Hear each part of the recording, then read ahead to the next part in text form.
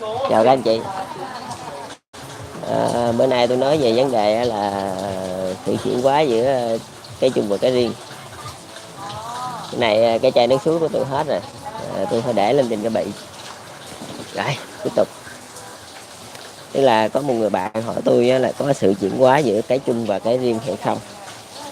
Thì ở đây tôi xin trả lời là có.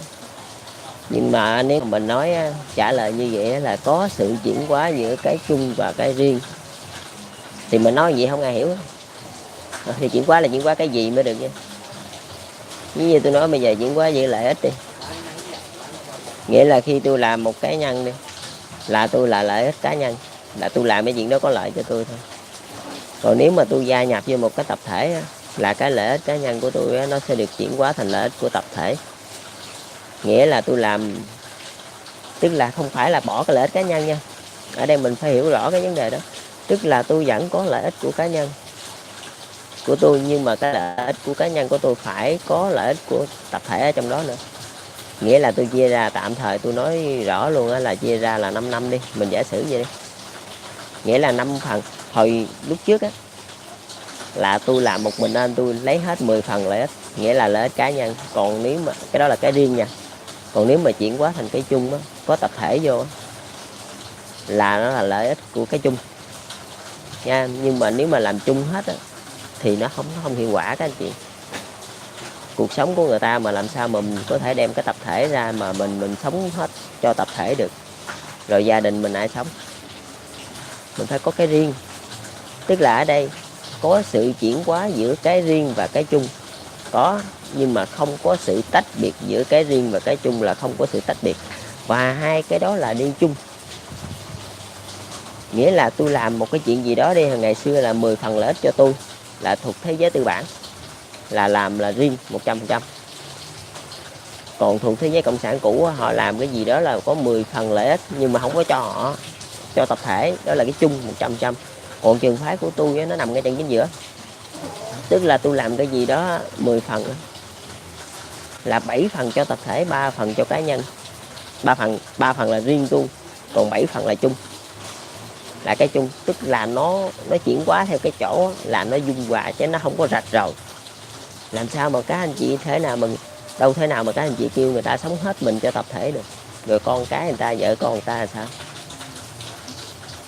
Đó, người ta phải có một chút của người ta, tức là có một chút cái riêng, rồi có một chút cái chung. Tức là mình không ngại gì bên nào hết.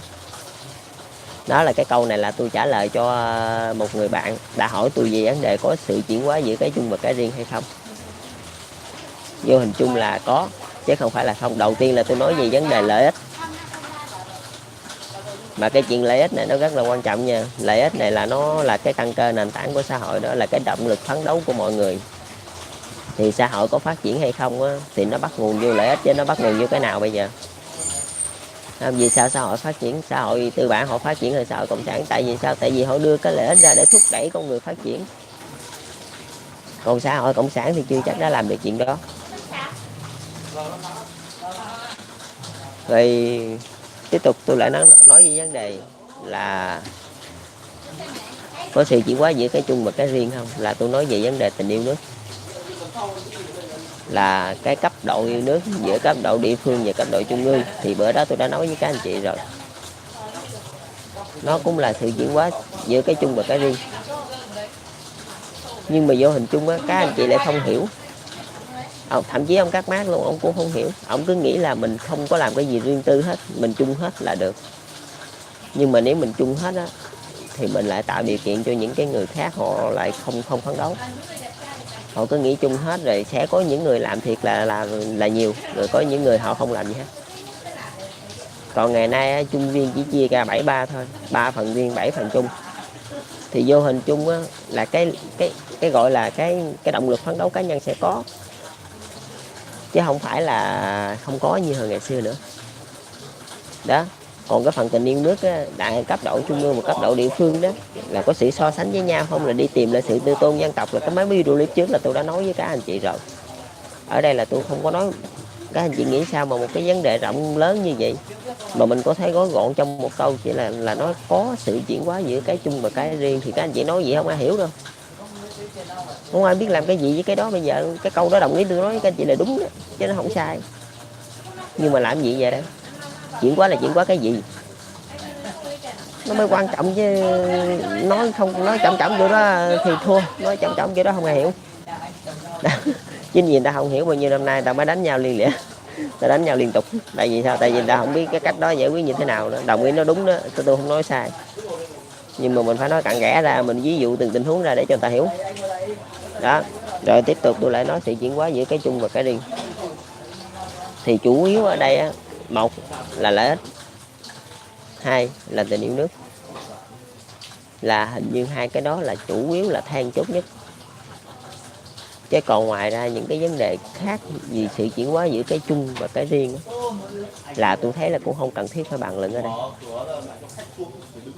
Thấy không? Tôi không phải đi theo trường phái đạo Phật, tôi càng không đi theo trường phái của ông Các Mác nữa. Tôi bàn những cái vấn đề then chốt thôi, còn những vấn đề khác không, nó không có quan trọng, không, nó không có dính dáng tới căn cơ nền tảng của xã hội là tôi không bàn. Tôi không cần mất thời gian với mấy chuyện đó. Không, mình bàn vô cái chuyện cốt yếu thôi, để những chính trị gia người ta biết, người ta chỉnh đốn hàng ngũ là xong. Chứ mình bàn mấy cái chuyện mình như là nói chung chung quá thì nó người ta không hiểu, người ta không biết đâu. Đó, sự chuyển hóa giữa cái chung và cái riêng là tạm thời tôi đưa ra hai giả dụ, hai cái giả dụ hết sức là sống động để cho các anh chị thấy. Đó là tôi đang đứng chính giữa, chứ tôi không có ngã theo bên nào hết. Đó là xét về phần lợi ích. Còn cái phần mà tự hào dân tộc là nói chuyển hóa từ cái chung, từ cái riêng mà lên cái chung 100%, là cái đó phải rõ nha. Nó tùy theo cái trường hợp, chứ không phải là như trường hợp này nó chuyển hóa hết 100% đi như lòng yêu nước đi. Còn trường hợp về lợi ích đi thì nó chuyển hóa chỉ có 30%, 60% thôi.